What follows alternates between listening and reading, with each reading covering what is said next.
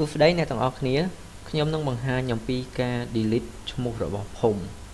ដំបូងឡើយគឺយើងចូលទៅលើ menu setting បន្ទាប់មកចូលទៅកាន់ location បន្ទាប់មក click ទៅលើខ្មែរ location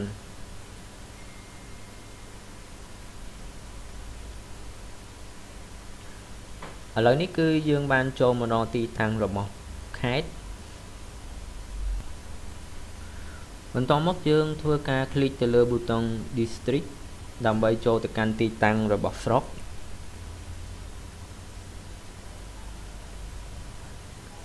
ឡូវនេះគឺខ្ញុំបានចូលមកដល់ទីតាំងរបស់ស្រុក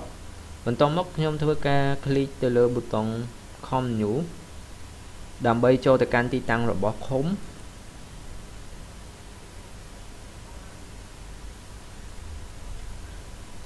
ឥឡូវនេះគឺខ្ញុំបានចូលមកដល់ទីតាំងរបស់ឃុំបន្ទាប់មកខ្ញុំធ្វើការ click ទៅលើប៊ូតុង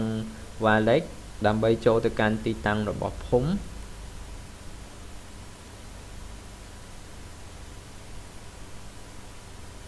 ឥឡូវនេះគឺខ្ញុំបានចូលមកដល់ទីតាំងរបស់ភូមិហើយបន្ទាប់មកគឺខ្ញុំធ្វើការជ្រើសរើសឈ្មោះភូមិណាមួយដែលខ្ញុំចង់ delete បន្ទាប់មកខ្ញុំធ្វើការចុចលើប៊ូតុងពណ៌ក្រហមដែលជាប៊ូតុង delete បន្ទាប់មកខ្ញុំធ្វើការចុចទៅលើប៊ូតុង OK ដើម្បី delete ឈ្មោះភូមិ